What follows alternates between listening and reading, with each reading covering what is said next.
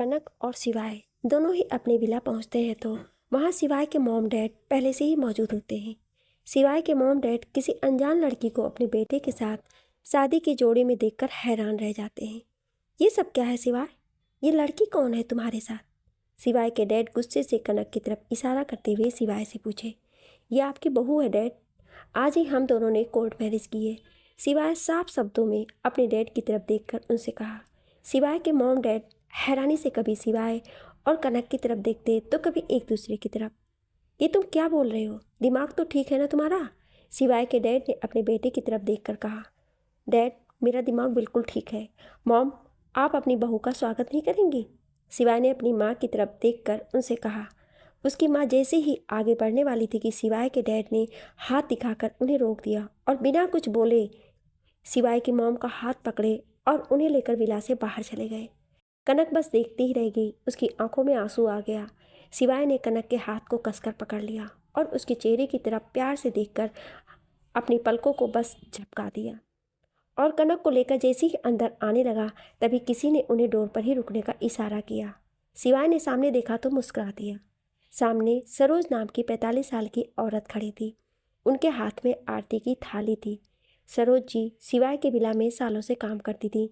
वो शिवाय को अपने बेटे की तरह मानती थी और शिवाय भी उनका बहुत सम्मान करता था और ये बात कनक को भी पता था। उन्होंने कनक और शिवाय की आरती उतारी, फिर चावल से भरा कलश नीचे रखा और कनक को उसे अपने दाहिने पैर से गिराकर अंदर आने को कहा। कनक ने बिल्कुल वैसा ही किया। फिर आलती से भरी थाली में अपने पैर रख आगे बढ़ने लगी। उसके पैरों के निशान फर्श पर पड़े।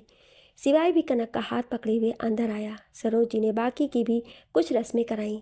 कनक के चेहरे पर हल्की खुशी थी जिसे देखकर शिवाय भी खुश था। सारी रस्में करते हुए शाम हो गई। शिवाय तो एक रूम में जाकर सो गया था, लेकिन कनक को अभी नींद नहीं आ रही थी। बाद में दोनों ने साथ में डिनर किया। फिर कनक रूम में गई। रूम को बहुत ही अच्छे से डेकोरेट किया गया था। कनक ने एक नज़र पूरे रूम को देखा और फिर वो बालकनी में जाकर खड़ी हो गई। बालकनी में ठंडी हवा चल रही थी जिस कारण कनक के खुले हुए बाल उड़ रहे थे। कनक उन ठंडी हवाओं को महसूस कर रही थी और ये हवाएं उसे बहुत ही सुकून पहुंचा रही थी। तभी उसे अपनी कमर पर किसी के हाथों की पकड़ महसूस हुई। उसे समझने में देर नहीं लगी कि ये कौन है। उसने धीरे से अपनी पीठ शिवाय के सीने से लगा लिया। कनक के ऐसा करने से शिवाय मुस्कुरा दिया। कैसा महसूस हो रहा है मेरी वाइफ बनकर? शिवाय ने धीरे से कान के पास जाकर बहुत प्यार से उससे पूछा। कनक बस मुस्कुरा दी और अपनी आंखें बंद कर शिवाय की करीबियों को महसूस करने लगी। चलिए, काफ़ी रात हो गई है, अंदर सोने चलते हैं। कुछ देर बाद कनक शिवाय को देखते हुए उससे बोली और उसका हाथ पकड़कर अंदर ले जाने लगी। हेलो वाइफी, आज की रात कौन सोता है? आज हमारी फर्स्ट नाइट है और ऐसे में कोई सोता है क्या? शिवाय कनक के हाथ को पकड़ उसे अपने करीब खींचते हुए उसकी आंखों में देखकर बोला। कनक ने शर्म से बस अपनी पलकें झुका ली तो शिवाय ने धीरे से उसकी दोनों पलकों को अपने होठों से छू लिया और फिर उसके दोनों गालों को भी अपने होठों से बारी बारी चूम लिया। मौसम अब और भी सुहाना होने लगा था और आसमान में बादल दिखाई देने लगे थे। रुक जाइए, मुझे आपसे एक ज़रूरी बात करनी थी। जैसे ही शिवाय कनक के होठों की तरफ बढ़ने लगा तो कनक ने उसके होठों पर अपना एक हाथ रख उसे ऐसा करने से रोकते हुए उससे कहा। कनक के ऐसा अचानक रोकने से शिवाय ने अपनी आंखें छोटी करके उसकी तरफ देखा। क्या बातें करनी है अब तुम्हें? कल बातें करते हैं ना, जो भी करना हो। शिवाय ने कनक की तरफ देखकर अजीब सा मुंह बनाकर उससे कहा। आपको नहीं लगता कि आपको पहले अपने पेरेंट्स को मनाना चाहिए? हमारे रिश्ते को मानने के लिए कनक ने धीरे से डरते हुए शिवाय की तरफ देखकर उससे कहा। तुम कहना क्या चाहती हो? जो भी है साफ साफ बोलो। शिवाय ने कनक को घूर कर देखते हुए उससे पूछा। मैं ये कहना चाह रही थी कि जब तक घर वाले हमारे रिश्ते को एक्सेप्ट ना कर लें तब तक हम अपने रिश्ते को आगे ना बढ़ाएं। कनक ने डरते हुए धीरे से शिवाय की तरफ देखकर उससे कहा। तो शिवाय को थोड़ा बुरा लगा, लेकिन फिर वो कनक की बात मानकर बालकनी से रूम की तरफ जाने लगा। अचानक आसमान में जोर की बिजली कड़की। कनक ने डर से तुरंत पीछे से शिवाय को पकड़ लिया। कनक के ठंडे हाथों की छुअन जैसे ही शिवाय को अपने शरीर पर महसूस हुई, उसे अपना शरीर गर्म सा लगने लगा। शिवाय ने धीरे से कनक के हाथों पर अपना हाथ रख अपनी आंखें बंद कर ली। कनक ने भी डर से अपनी आंखें बंद कर दिए थे। चले अंदर वाइफी, कुछ देर बाद शिवाय ने कनक से कहा। कनक ने बस हाँ में अपने सर हिला दिए। फिर दोनों रूम में आ गए। सिवाय बेड पर से एक पिलो उठाकर सोफे की तरफ जाने लगा तो कनक को ना जाने क्यों अपने दिल में एक चुभन सी हुई। आप कहाँ जा रहे हैं? आप यहाँ मेरे साथ बेड पर भी तो सो सकते हैं। कनक ने सिवाय का हाथ पकड़कर उसे रोकते हुए कहा। मैं सोफे पर ही सोऊंगा, सिवाय ने बिना देखे ही उससे कहा। पर हम लोग तो हमेशा से एक साथ ही सोते हैं, तो अब क्यों नहीं? कनक ने मासूम सा चेहरा बनाकर सिवाय से कहा। तब मैं शादीशुदा नहीं था, इसलिए मैंने खुद को कंट्रोल किया हुआ था, लेकिन अब मैं कंट्रोल नहीं कर पाऊंगा, तो इसलिए मुझे सोफे पर ही सोने दो। सिवाय ने कनक की तरफ देखकर उसके गालों को हल्का सा छूते हुए उससे कहा। ना जाने क्या हुआ, वो सिवाय के गले लग गई। फिर धीरे से उससे दूर होकर अपने दोनों पंजों पर खड़ी होकर सिवाय के होठों पर अपने होठ रख दिए। हल्की सी किस करने के बाद जैसे ही कनक सिवाय से दूर होने लगी, सिवाय ने तुरंत उसके कमर को पकड़ उसे बिल्कुल अपने करीब कर उसे बहुत ही पैसेटली किस करने लगा। हल्की सी किस करने के बाद वो दूर हुई तो सिवाय उसे अजीब नज़रों से घूर कर देख रहा था। कनक बस चुपचाप वहीं खड़ी रही। ये क्या था? ये क्यों किया तुमने? अभी सिवाय ने कोल्ड एक्सप्रेशन के साथ कनक की तरफ देखकर उससे पूछा। वो शायद मैं खुद को रोक नहीं पाई। I am sorry. कनक ने डरते हुए सिवाय की तरफ देखकर उससे कहा। ये कहकर कनक अपनी पलकें झुकाए जाने लगी तो सिवाय ने उसका हाथ पकड़ अपने बिल्कुल करीब खींच लिया और बिना देरी किए उसके होठों पर अपने होठ रख दिए। सिवाय अपने एक हाथ से कनक के कमर को पकड़ लिया और फिर उसे बहुत ही पैसेटली किस करने लगा। कनक तो बस हैरानी से अपनी आंखें बड़ी बड़ी किए सिवाय को बस देखती ही रह गई। कुछ देर बाद वो भी सिवाय के किस में उसका साथ देने लगी। अब दोनों ही एक दूसरे के होठों को बहुत ही पैसेटली किस कर रहे थे। किस करते हुए दोनों की ही आंखें बंद थी। समय के साथ साथ सिवाय का किस पैसनेट से वाइल्ड होने लगा था। लगभग 20 मिनट बाद सिवाय ने कनक के होठों को छोड़ा, अपने सिर से कनक के सिर को जोड़कर खड़ा हो गया। कनक लंबी लंबी सांसें ले रही थी। सिवाय भी अब खुद को रोक नहीं पाया और कनक को उसकी कमर से पकड़कर अपनी गोद में उठा लिया। कनक की नज़रें तो बस सिवाय के चेहरे पर ही टिकी हुई थी। वहीं सिवाय सामने की तरफ देख रहा था। सिवाय कनक को अपनी गोद में लेकर बेड के पास गया और उसे बेड पर आराम से लिटा दिया। अब मैं खुद को रोक नहीं पा रहा हूँ, मुझसे दूरी बर्दाश्त नहीं हो रही है, सिवाय कनक को बेड पर लिटाकर उसके कान के पास जाकर बहुत ही सिलेक्टिव वॉइस में कहा। अपने कानों में सिवाय की गर्म सांसों को महसूस कर कनक के पूरे शरीर में सिहरन सी दौड़ गई। कनक को चुप देखकर सिवाय उससे दूर जाने लगा। अब दूर मत जाइए, अब मुझसे भी दूरी बर्दाश्त नहीं है। सिवाय को खुद से दूर जाते देख कनक तुरंत उसके हाथ को पकड़ उसे रोकते हुए उससे कहा। सिवाय कनक की बात सुनकर मुस्कुराया और तुरंत कनक के पास आकर उसके होठों पर अपने होठ रख चूमने लगा। कुछ देर बाद होठों को छोड़कर सिवाय कभी कनक के माथे को, कभी दोनों आंखों को, कभी उसके गालों को, सिवाय कनक के पूरे चेहरे को लगातार चूमता रहता है, जिस कारण उसका सलाइवा कनक के पूरे चेहरे पर लग जाता है।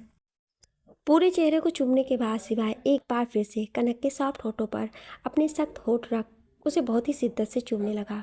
कुछ देर तक कनक तो बस हैरान नज़रों से सिवाय को देखते ही रही।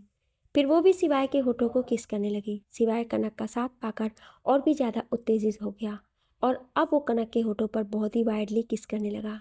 किस करने के साथ साथ वो कनक के होठों पर बाइट भी करने लगा तो कनक के मुंह से एक आह निकली, जिससे सिवाय तुरंत कनक के मुंह में अपनी जीभ को एंटर कर उसकी जीभ के साथ उलझा लिया।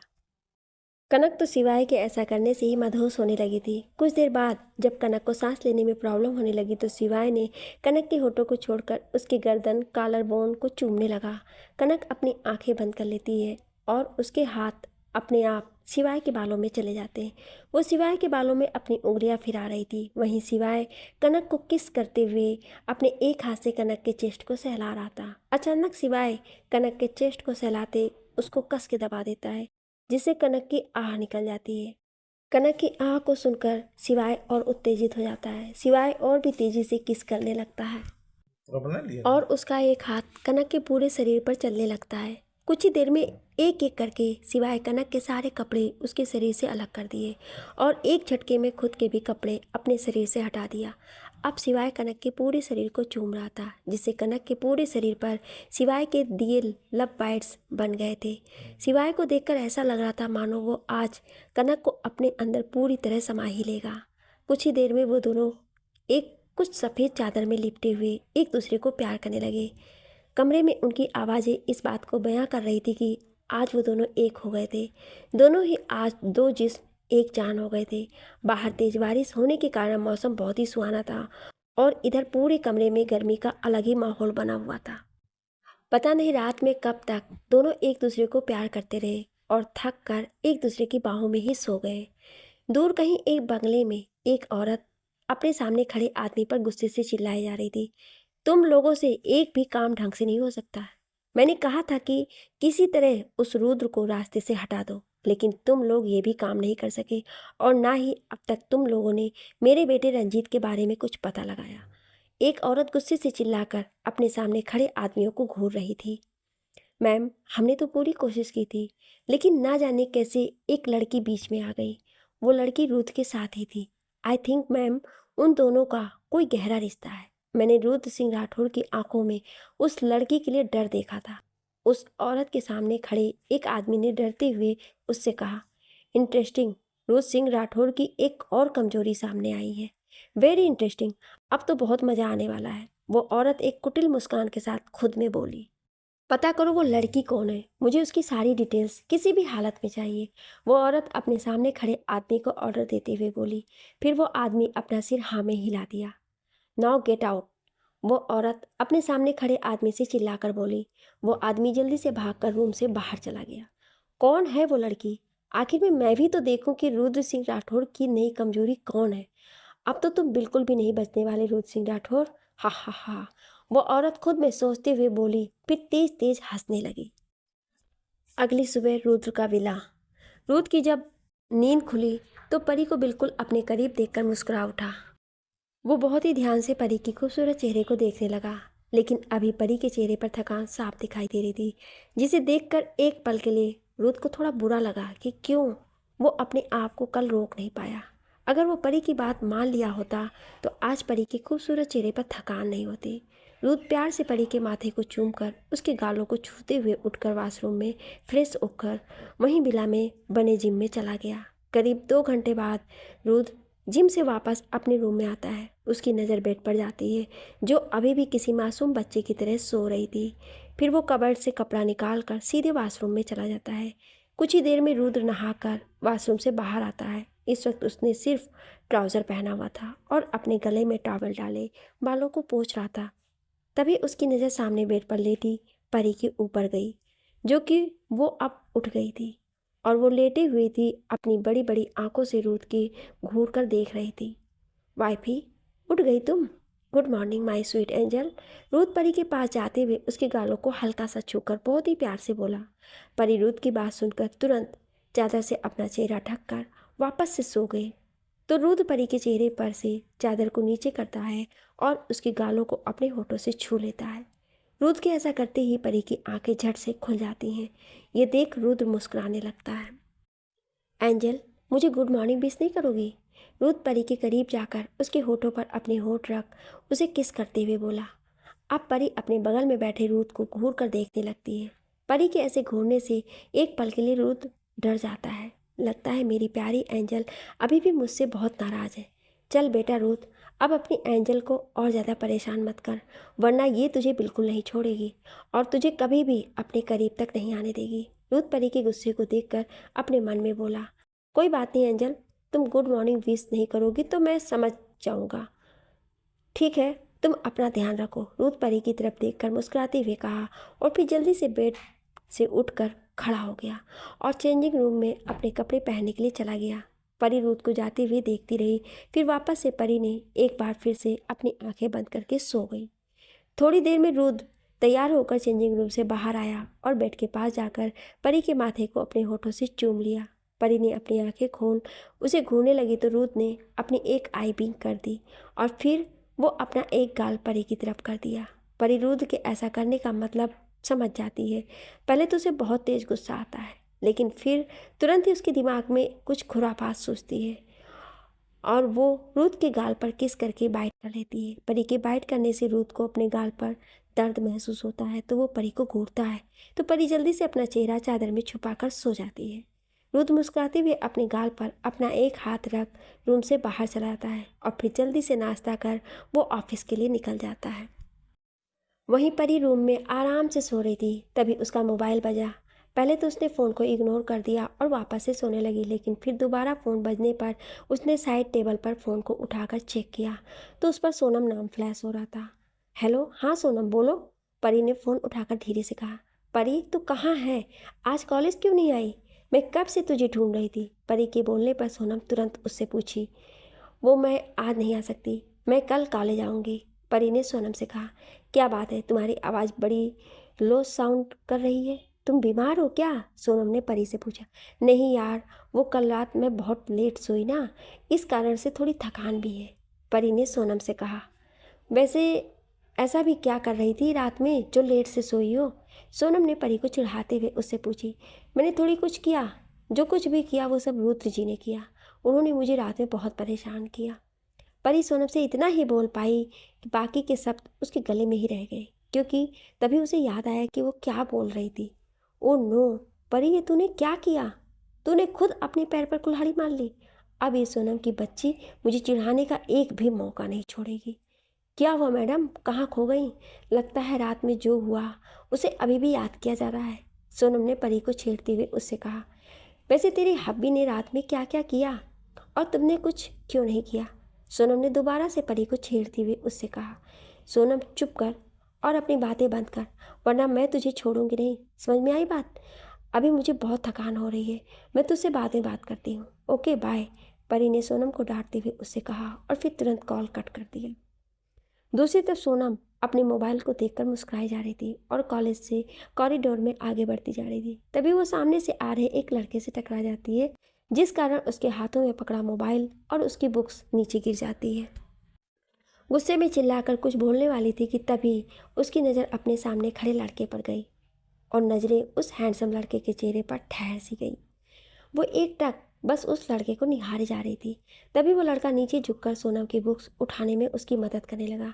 आई एम सॉरी, मुझे ध्यान से देखकर चलना चाहिए था, उस हैंडसम लड़के ने बहुत ही प्यार भरी आवाज़ में सोनम से कहा और फिर नीचे गिरी हुई बुक को उठाकर सोनम को दे दिया। अरे इट्स ओके, कोई बात नहीं, मुझे भी सामने से देखकर चलना चाहिए, सोनम ने मुस्कुराते हुए उस लड़के को देखते हुए उससे कहा।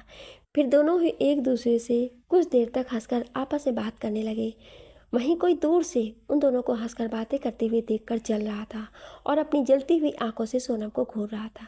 थोड़ी देर बाद सोनम वहां से अपनी क्लास की तरफ जाने लगी, तभी कोई अचानक आकर उसके हाथ को पकड़कर खींचते हुए एक खाली क्लासरूम में लेकर गया और उस क्लासरूम का डोर बंद कर सोनम को वहीं डोर से लगाकर सोनम के होठों पर अपने होठ रखकर उसे बहुत ही रूडली किस करने लगा। ये सब इतना जल्दी हुआ कि सोनम को कुछ समझने का मौका तक नहीं मिला। वो इंसान लगातार सोनम के होठों पर बहुत ही रफली किस किए जा रहा था। वो किस के साथ साथ सोनम के होठों पर बाइट भी कर रहा था, जिससे अब सोनम के होठ से ब्लड निकलने लगे थे। कुछ देर बाद जब सोनम को सांस लेने में प्रॉब्लम होने लगी, तब उस इंसान ने सोनम के होठों को छोड़ दिया। सोनम लंबी लंबी सांसें ले रही थी और अपने सामने खड़े इंसान को गुस्से से घूर कर देख रही थी।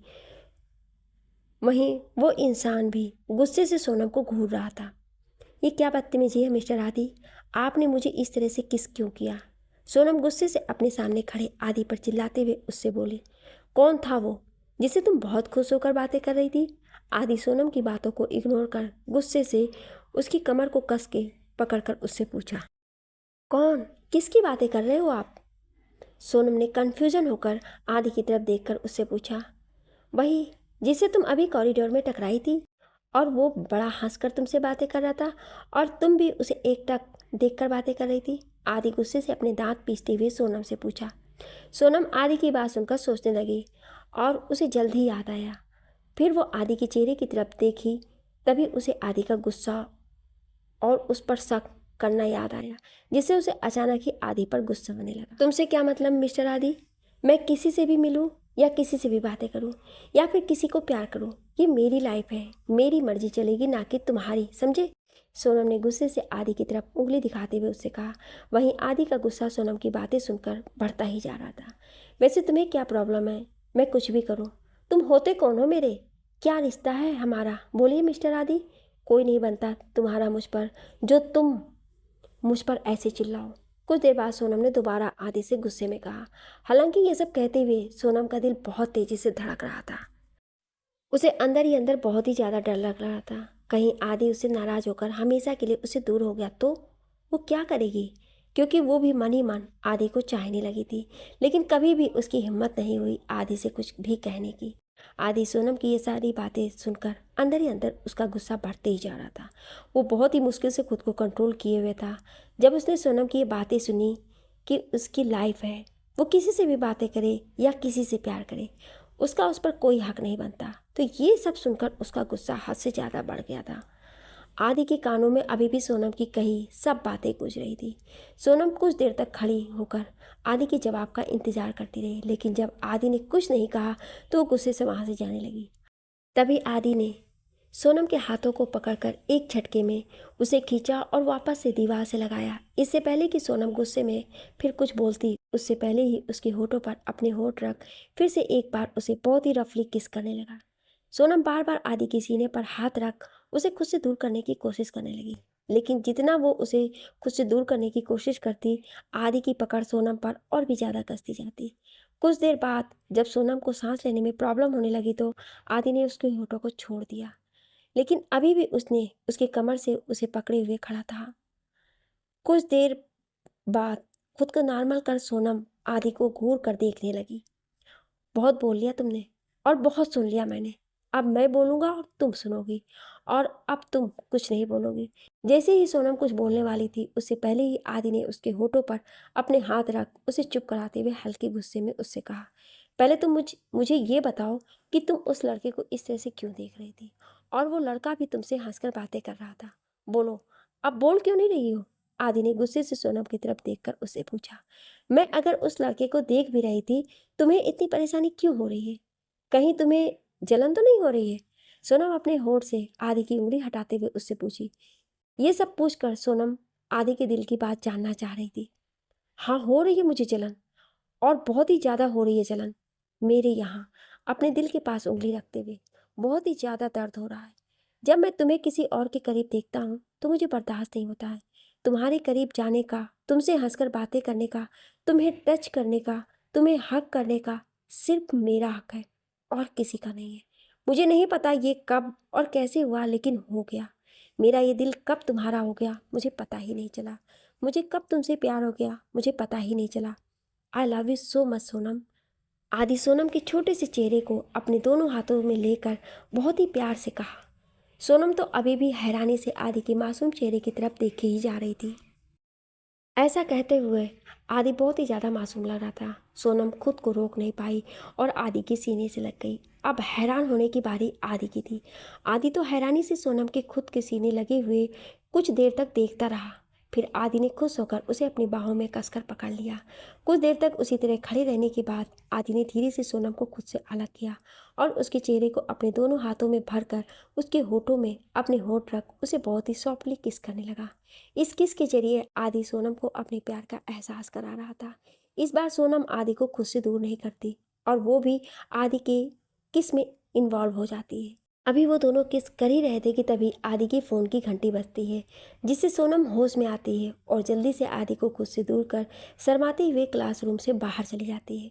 और आदि सोनम को इस तरह शर्मा कर भागते हुए मुस्कुराने लगा, फिर अपना फ़ोन अपने कान के पास लगाकर बातें करने लगा।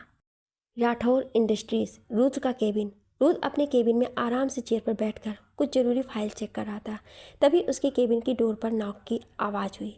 कम इन, रूथ अपने एरोगेंट आवाज़ में बोला। तभी रूथ का असिस्टेंट ओजस केबिन में आया। उसने सबसे पहले रूथ को ग्रीट किया। इस वक्त ओजस के हाथों में एक फ़ाइल थी। सर, आपने जो कहा था वो सारी डिटेल्स इस फाइल में है। इस फाइल में रंजीत के परिवार से जुड़ी सारी डिटेल्स है। ओजस ने रूथ के सामने एक फाइल को रखते हुए रूथ से कहा, लेकिन अभी भी ओजस रूथ के सामने ही खड़ा था। और कुछ कहना है? रूथ ने ओजस को अपने सामने खड़े देखकर उससे पूछा। जी सर। सर, वो मिस्टर रंजीत की मॉम हमारी लेडी बॉस की सारी इन्फॉर्मेशन भी निकलवा रही हैं। ओजस ने रूथ की तरफ देखकर उससे कहा।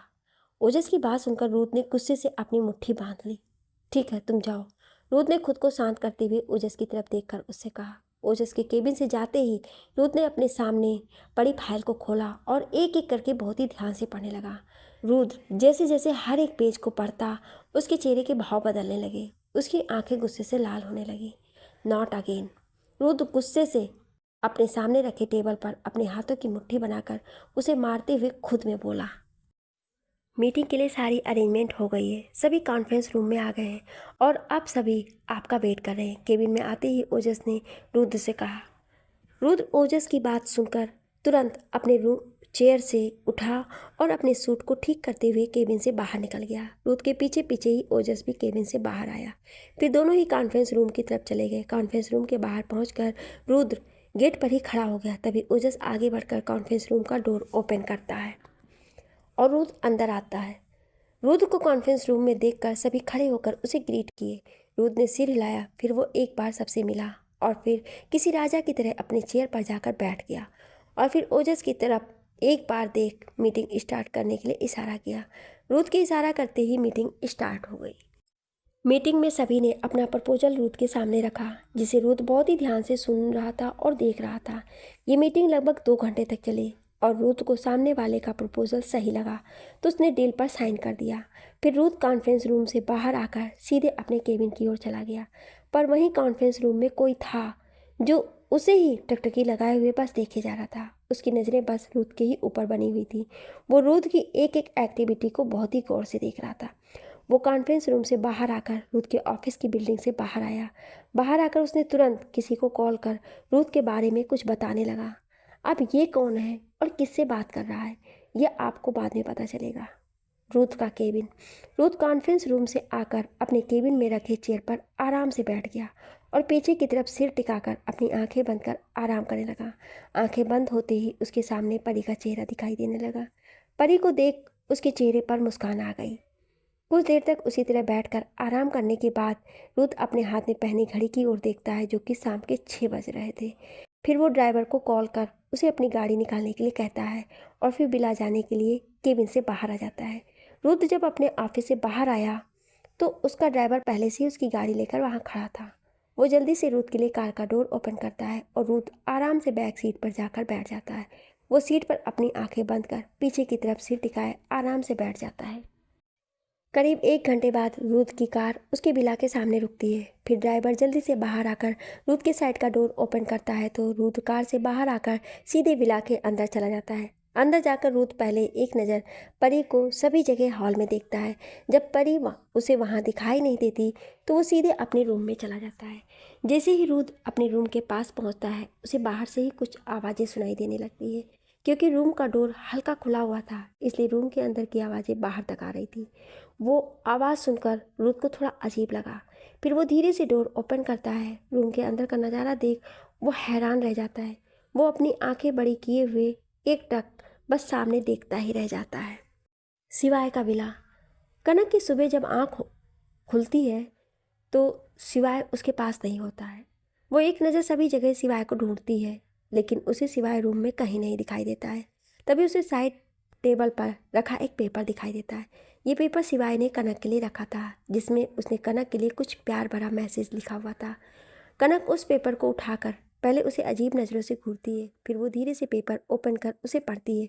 गुड मॉर्निंग वाइफी, सॉरी मुझे अचानक एक ज़रूरी काम से जल्दी जाना पड़ रहा है। मैं तुम्हें जगाकर बताना चाह रहा था, लेकिन तुम सोते हुए इतनी प्यारी लग रही थी कि मेरा बिल्कुल भी मन तुम्हें तुम्हारी इतनी प्यारी नींद से जगाने का किया ही नहीं।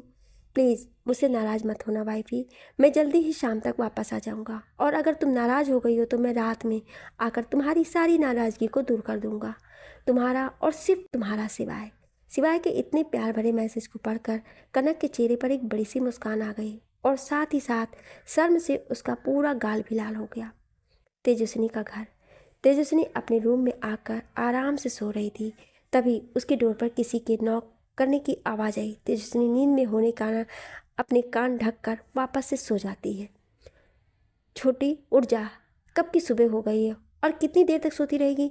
तेजस्विनी को जगाने के लिए रूम के बाहर से मान ने आवाज़ लगाई। गुड मॉर्निंग भाई, मैं उठ गई हूँ भाई। तेजस्विनी मान की आवाज़ सुन तुरंत बेड से उठी और डोर ओपन कर मान की तरफ देखकर उससे कहा, गुड मॉर्निंग छोटी, अच्छी बात है कि तू उठ गई है। चल अब जल्दी से फ्रेश होकर बाहर आ जा नाश्ता करने के लिए। माँ ने तेजस्विनी के गाल को प्यार से छूते हुए उससे कहा। ठीक है भाई, मैं भी जल्दी से फ्रेश होकर आती हूँ, तेजस्विनी ने तुरंत मान से कहा और फिर डोर बंद कर सीधे वॉशरूम में चली गई। कुछ देर बाद तेजस्विनी सावन लेकर वॉशरूम से बाहर आई और जैसे ही उसने रूम में बेड पर आराम से बैठे इंसान को देखा तो वह हैरान रह गई। तुम यहाँ मेरे घर पर? तेजस्विनी ने हैरानी से सामने बैठे इंसान की तरफ देखकर उससे कहा। वहीं सामने बैठा इंसान तेजस्विनी को आंखें फाड़े बस देखे जा रहा था। तेजस्विनी इस वक्त सिर्फ टॉवल में थी, जो कि उसके घुटने से भी ऊपर तक था, जिससे उसके गोरे लंबे पैर साफ दिखाई दे रहे थे। शावर लेने के कारण उसके गीले बालों से निकल रहा पानी उसके गर्दन से होते हुए उसके पूरे शरीर पर आ रहे थे। इस वक्त वो बहुत ही सेक्सी लग रही थी। सामने बेड पर बैठा इंसान ये सब देख रहा था। तेजस्विनी को ऐसा देख उसका गला सूख रहा था और वहीं तेजस्विनी उसे गुस्से में घूर रही थी। उसे तो ये भी ध्यान नहीं था कि अभी वो किस हालत में है। वो गुस्से से सामने बैठे इंसान की तरफ बढ़ी। हेलो मिस्टर राजवीर, जल्दी उठिए यहाँ से और जाइए मेरे रूम से। जी हाँ, तेजस्विनी के रूम में जो इंसान था वो कोई और नहीं, राजवीर था, जो यहाँ अपनी मोहब्बत से मिलने आया था। आपकी हिम्मत कैसी हुई यहाँ आने की? खुद को समझते क्या हो तुम?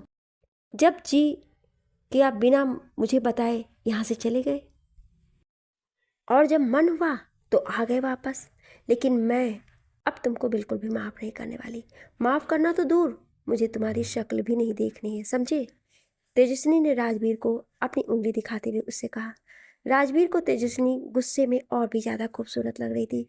वो तो उसके गुस्से से लाल हुए चेहरे को ही देखे जा रहा था। राजवीर अपने सामने खड़ी तेजस्विनी की उंगली को एक झटके में पकड़कर अपनी तरफ खींचा। जैसे ही राजवीर ने तेजस्विनी को खींचा, तेजस्विनी खुद को संभाल नहीं पाई और वो सीधे राजवीर के सीने से जा लगी। तेजस्विनी अभी भी गुस्से से राजवीर को घूर रही थी। वहीं राजवीर की नज़रें तो कहीं और ही थी। वो हुआ यूं कि जब राजवीर ने तेजस्विनी को खींचा तो उसका टॉवेल थोड़ा सा नीचे खिसक गया था, जिससे तेजस्विनी का क्लीवेज दिखाई देने लगा था। जैसे ही तेजस्विनी ने राजवीर की नज़रों का पीछा किया तो वो समझ गई कि राजवीर कहाँ देख रहा है। वो जल्दी से अपना टॉवेल सही कर उठने लगी। अब उसे समझ में आया कि वो अभी सिर्फ टॉवेल में है। उसे राजवीर के सामने खुद को इस तरह पाकर बहुत ही ज़्यादा शर्माने लगी थी और साथ ही में उसे राजवीर के इस तरह बेशर्मी से उसे देखने के कारण गुस्सा भी आ रहा था। वो जल्दी से भागने वाली थी कि इससे पहले कि राजवीर ने उसका हाथ पकड़ उसे जाने से रोक दिया। वो उसे अपनी तरफ किया और बिना एक पल भी गंवाए उसके मुलायम होठों पर अपने सख्त होठ रख उसे किस करने लगा। राजवीर के ऐसा करने पर तेजस्विनी की आंखें हैरानी से बड़ी हो गईं। फिर कुछ देर बाद वो राजवीर के सॉफ्ट किस में खो गई। रुद्र का विला। रुद्र जैसे ही अपनी विला पहुंचकर अपने रूम की तरफ जाने लगा, उसे अपने रूम के बाहर से ही कुछ आवाज़ें सुनाई देती हैं। रूम तो साउंड प्रूफ था, लेकिन रूम का थोड़ा डोर खुला हुआ था, इस कारण आवाज़ें बाहर तक आ रही थी। वो धीरे से रूम का डोर ओपन करता है और रूम के अंदर का नज़ारा देख वो अपनी आंखें बड़ी किए हुए एक टक सामने का नज़ारा देखे जा रहा था। इस वक्त उसके आंखों में एक अलग ही चमक दिखाई दे रहा था और होठों पर हल्की सी मुस्कान। वह यूं कि परी बाथरोब पहने हुए रूम में गाना चलाकर डांस कर रही थी। इस वक्त वो किसी मासूम छोटे बच्चे की तरह बहुत ही प्यारी दिखाई दे रही थी, जो कि दुनिया से बेखबर अपने में ही मस्त थी। उसे पता भी नहीं था कि कोई एक टक बस उसे ही निहारे जा रहा है। रुद्र ने परी का ये रूप पहली बार देख रहा था। परी की मासूमियत से भरा रूप देखकर रुद्र को उस पर और भी प्यार आ रहा था। उस गाने की लाइन कुछ इस तरह थी। कैसा है कौन है वो जाने कहाँ है, कैसा है कौन है वो जाने कहाँ है, जिसके लिए मेरे होठों पे हाँ है। अभी गाना इतना ही चला था कि रुद्र आगे बढ़कर तुरंत गाने को बंद कर देगा और परी की तरफ घूर कर उसे देखने लगा। वो क्या है कि हमारे रुद्र बाबू अपनी एंजल को लेकर कुछ ज़्यादा ही पजेसिव है। वो तो सपने में भी परी को किसी दूसरे का नाम लेते ही बर्दाश्त नहीं कर सकते।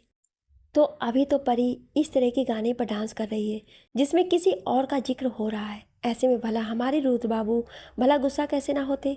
वहीं हमारी बेचारी परी रुद्र को अचानक अपने सामने देख हैरान रह गई, लेकिन उसे ये समझ में नहीं आ रहा था कि आखिर रुद्र उसे गुस्से में क्यों देख रहा है।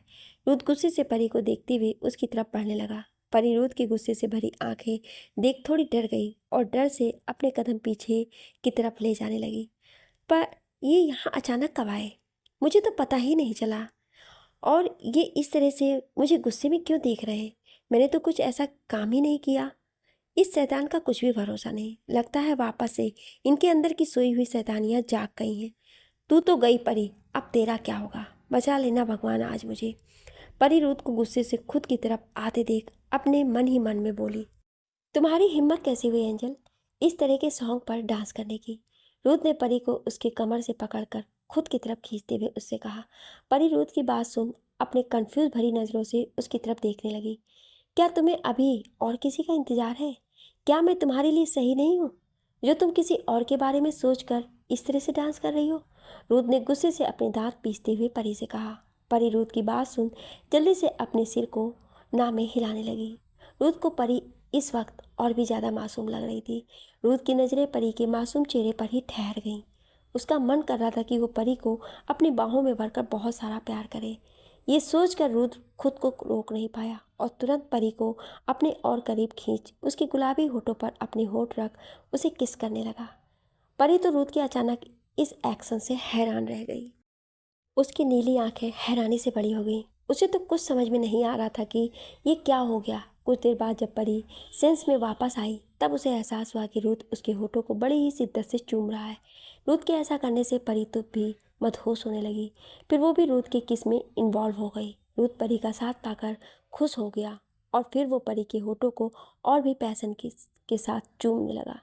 दोनों ही एक दूसरे को बड़ी ही शिद्दत से चूम रहे थे। किस करते हुए रूथ परी को उसकी कमर से पकड़कर उसे ऊपर उठाया, जिससे परी ने अपने दोनों पैरों को रूथ के कमर पर लपेट लिया। रूथ ने अभी भी परी को उसकी कमर से सिर्फ अपने एक हाथ से ही पकड़ा हुआ था, क्योंकि परी का भार उसके लिए किसी छोटे बच्चे के समान था। रूथ परी को उसी तरह पकड़कर किस करते हुए वॉशरूम में लेकर आया, फिर अपने दूसरे हाथ से वॉशरूम का डोर बंद किया। इस बीच रूथ ने परी के होठों को चूमना बंद नहीं किया था। उन दोनों के होठ अभी भी एक दूसरे के होठों से जुड़े हुए थे। परी तो पूरी तरह से मदहोश हो गई थी। उसे तो ये भी होश नहीं था कि रूथ उसे किस करते हुए वॉशरूम में लाया है। उसे तो होश तब आया जब रूथ ने वॉशरूम में आकर उसका शावर ऑन किया, और शावर ऑन होते ही उसका ठंडा पानी जब परी के ऊपर गिरा तब जाकर उसे होश आया कि रूथ किस तरह उसे वॉशरूम में ला दिया है। और रूथ अभी भी परी के होठों को चूम ही रहा था। कुछ देर बाद जब रूथ को एहसास हुआ कि परी को सांस लेने में प्रॉब्लम हो रही है तो वो परी के होठों को बाइट कर उसे छोड़ दिया। ऐसे बाइट करने से परी को अपने होठों में दर्द महसूस होने लगा। वो रूथ को घूर कर देखने लगी। वहीं रूथ के चेहरे पर इस वक्त एक स्माइल थी। छोड़िए मुझे, जाने दीजिए, परी ने खुद को रूथ से छुड़ाने की कोशिश करते हुए उससे कहा, लेकिन रूथ ने उसे उसकी कमर से और कसकर जकड़ लिया। इस वक्त परी खुद को रूथ के ऊपर इस तरह देखकर उसका पूरा चेहरा शर्म से लाल हो गया था। वो बस अब जल्द से जल्द यहाँ से भाग जाना चाह रही थी। क्या हुआ है मुझे, तुमने सिर्फ मुझसे दूर क्यों भाग रही हो? रूथ ने परी के चेहरे को देखते हुए बहुत ही प्यार से उससे पूछा। परी अपनी नज़रें इधर उधर करने लगी और जैसे ही रूथ की पकड़ उसकी कमर पर थोड़ी ढीली हुई वो तुरंत रूथ के ऊपर से नीचे उतर गई। अब तक उसका पूरा बाथरूम भी पूरा गीला हो चुका था और रूथ ने जो वाइट शर्ट पहनी हुई थी वो भी सावर के पानी में गीला हो चुका था। ऐसे तो मैं तुम्हें बिल्कुल भी नहीं जाने दूंगा एंजल। रूथ परी को वॉशरूम से भाग कर जाते हुए एक देखकर एक झटके में उसका हाथ पकड़ उसे अपनी तरफ खींचते हुए उससे कहा, हमें जाने दीजिए ना, क्यों परेशान कर रहे हैं हमें आप? परी ने धीरे से अपने हाथ को छुड़ाने की कोशिश करते हुए रूथ से कहा।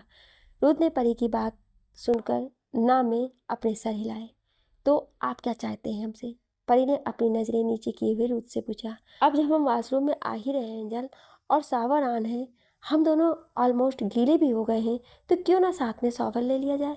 रूथ अपनी गहरी सांस छोड़ते हुए परी के कानों में उससे कहा। परी तो रूथ के ऐसे बोलने पर कांप सी गई।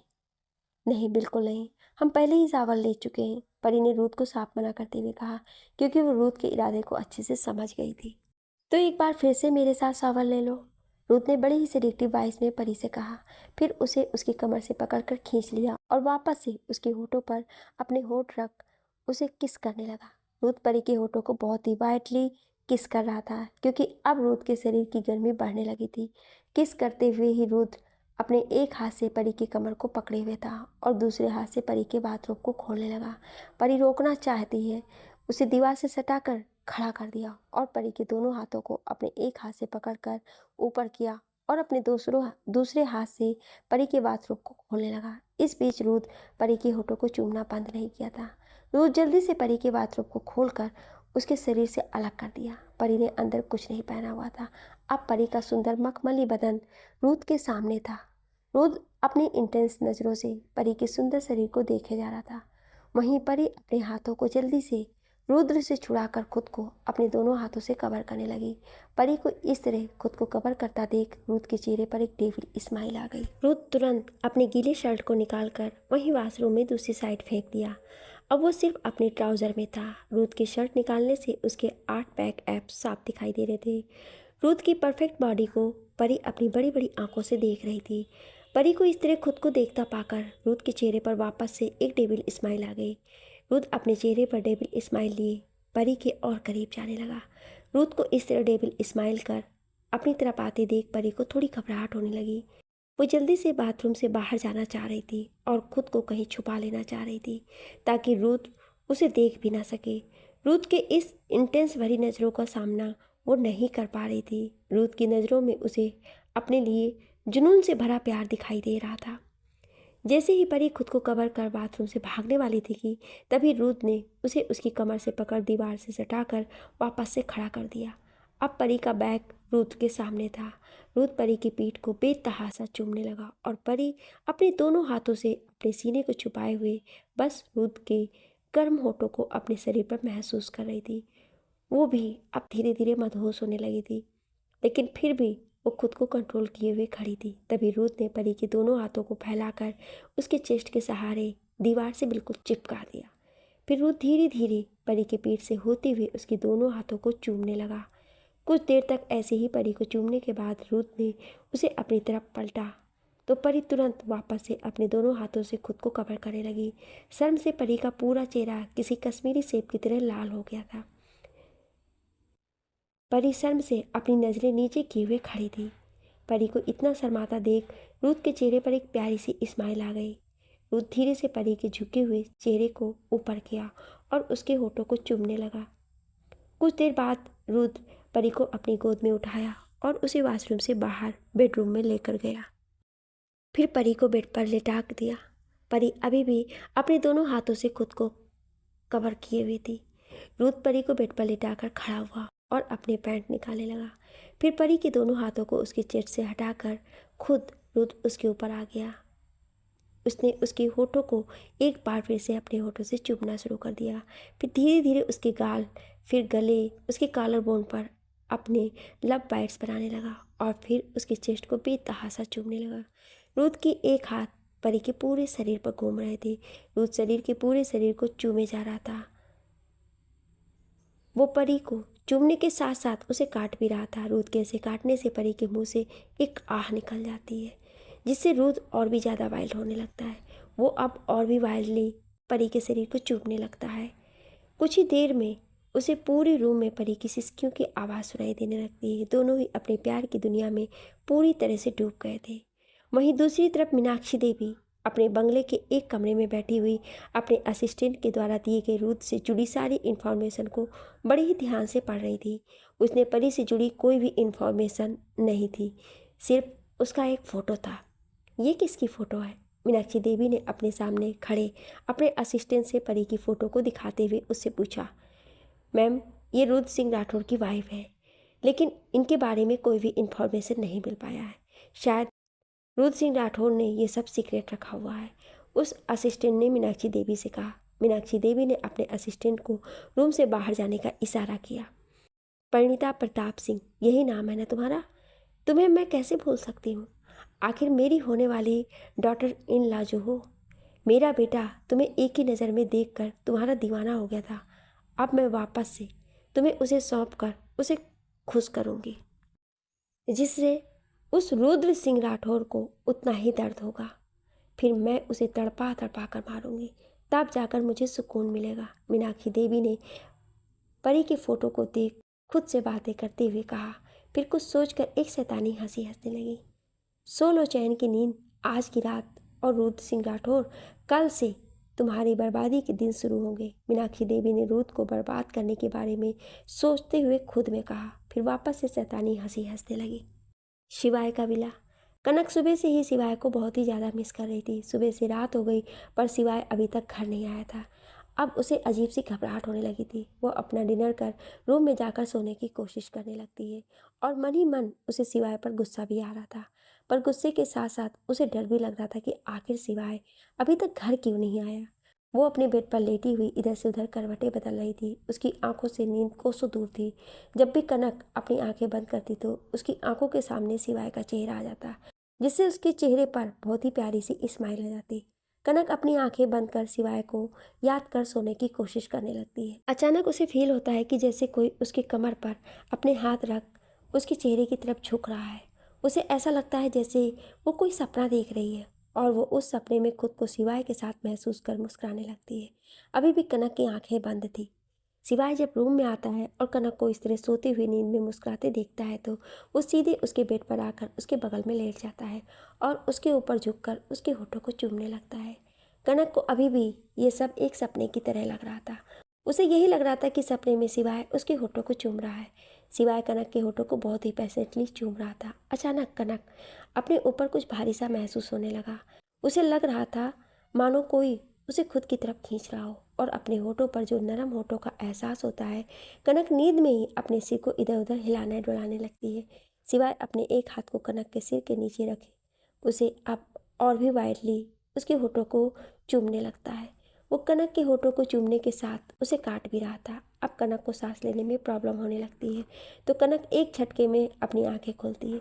कनक को इतनी देर से यही लग रहा था कि वो एक सपना देख रही है, लेकिन जब उसे सांस लेने में उसे प्रॉब्लम होने लगती है तो वो अपनी आंखें खोल देती है और रियलिटी को महसूस करने की कोशिश करती है। उसकी आंखों के सामने सिवाय का हैंडसम चेहरा था। सिवाय अभी भी कनक के होठों को बड़े ही शिद्दत से चूमे जा रहा था। तभी अचानक सिवाय कुछ ऐसा किया जिसे देख कनक की आंखें हैरानी से बड़ी हो गई। कनक सिवाय की पकड़ से छूटने की कोशिश कर रही थी। उसकी सांसें अभी भी काबू में नहीं थी।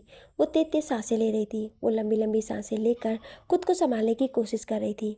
वहीं सिवाय लगातार कनक के गर्दन कॉलर बोन को चूमे जा रहा था। छोड़िए मुझे और दूर हटिए मुझसे। मुझे आपसे कोई भी बात नहीं करनी है। कनक खुद की सांसों को कंट्रोल करते हुए सिवाय से बोली, क्या हुआ वाइफी? क्या कल रात मैंने तुम्हें सेटिस्फाई नहीं किया जो तुम मुझसे गुस्सा हो? कनक की बात सुन सिवाय तुरंत रुक कर कनक की तरफ देखते हुए उससे पूछा। सिवाय के ऐसी बेशर्मी भरी बातें बोलने पर कनक उसे घूर कर देखने लगी। कितनी बेशर्मी भरी बातें करते हैं आप? आपको शर्म नहीं आती किसी लड़की से इस तरह से बातें करते हुए? कनक ने सिवाय को घूर कर देखते हुए उससे कहा, बेशर्मी भरी बातें करने के लिए ही तो लोग शादी करते हैं। अगर शादी करने के बाद भी कोई अपनी वाइफ से भी शर्म करेगा तो इंसान तो फिर किससे ऐसी बातें करेगा? सिवाय कनक के होठों पर सॉफ्ट किस करते हुए उसे बोला, वैसे आज सुबह से मैंने बहुत काम किया है, मैं बहुत थक गया हूँ। मैं बस इसी तरह तुम्हें होल्ड करके सोना चाहता हूँ वाइफ। प्लीज़ मेरी मदद करो। कनक गुस्से से कुछ बोलने वाली थी कि उससे पहले ही सिवाय मासूम सा चेहरा बनाकर कनक से कहा और फिर उसे अपने बाहों में जकड़ लिया। कनक सिवाय की मासूमियत को देखकर पिघल गई और बहुत ही प्यार से सिवाय के बालों को अपने हाथों से सहलाने लगी। कनक को ऐसा करते देख सिवाय के चेहरे पर एक डेविल स्माइल आ गई। अब ज़्यादा स्माइल करने की ज़रूरत नहीं है, मुझे पता है आप बाहर ही डिनर करके आए हो तो अब चुपचाप से सो जाइए। कनक ने सिवाय की तरफ बिना देखे ही अपनी आंखें बंद किए हुए उससे बोली और वापस से उसके सिर को सहलाने लगी। वहीं सिवाय तो कनक की बातें सुनकर चौंक गया और बिना कुछ बोले चुपचाप कनक को और कस के पकड़ के सो गया। कनक भी सिवाय को पकड़कर सो गई। उसके चेहरे पर भी एक हल्की स्माइल थी। वहीं मीनाक्षी देवी अपने रूम में बैठे परी की फोटो को देखकर तेज तेज हंस रही थी। उसके दिमाग में बहुत ही खतरनाक प्लानिंग चल रही थी। अजमेर के राजा अवेंद्र प्रताप सिंह की लाडली बेटी और अजमेर की राजकुमारी परिणीता प्रताप सिंह, तो तुम हो उस रुद्र सिंह राठौर की कमजोरी और मेरे बेटे रंजीत का जुनून। कल तुम मेरे घर में होगी, फिर वो रुद्र तुम्हारे लिए तड़पेगा। मीनाक्षी देवी ने खुद से कहा, बस एक बार मेरा बेटा रंजीत आ जाए, फिर हम दोनों माँ बेटे मिलकर तुम दोनों को तड़पाएंगे। बहुत पर निकल गए तुम्हारी राजकुमारी, उन परों को कुतर देगा मेरा बेटा। मीनाक्षी देवी परी के फोटो को देख दांत पीसती हुई बोली। फिर अचानक सब कुछ सोचकर शैतानी हंसी हंसने लगी। अभी मीनाक्षी देवी अपने प्लान को सोच कर हंसी रही थी कि अचानक उसका मोबाइल बजा। ये फ़ोन उसके एक आदमी का था जिसे उसने अपने बेटे रंजीत के बारे में पता लगाने के लिए कहा था। अपने उस आदमी का नंबर देख मीनाक्षी देवी की आंखों में एक चमक आ गई।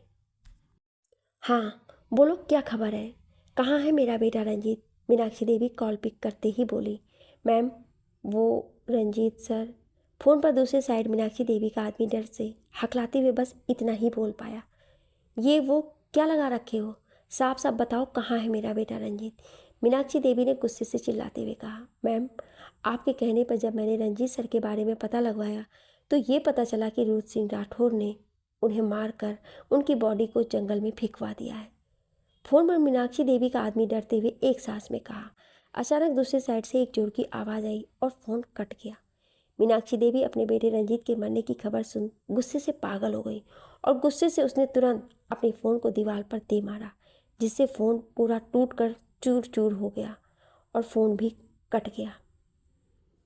आह रंजीत बेटा, तुम मुझे छोड़कर नहीं जा सकते। मैं उस रुद्र सिंह राठौर को और उसकी पूरी फैमिली को बिल्कुल भी नहीं छोड़ूंगी। सबको तड़पा तड़पा कर मारूंगी। ये एक माँ का वादा है अपने बच्चे से। मीनाक्षी देवी ने गुस्से में लाल आंखों से कहा। सो लो चैन की नींद, आज की रात और रुद्र सिंह राठौर, कल से तुम्हारे बर्बादी के दिन शुरू होंगे। मीनाक्षी देवी ने रुद्र को बर्बाद करने के बारे में सोचते हुए खुद में कहा, फिर अचानक तेज तेज हंसने लगी। वो हंसते हुए इस वक्त किसी पागल की तरह दिखाई दे रही थी। आगे की कहानी जानने के लिए सुनिए अगले भाग में। क्या आप अगला भाग सुनना चाहते हैं तो कमेंट में यस ज़रूर लिखिएगा। Thank you.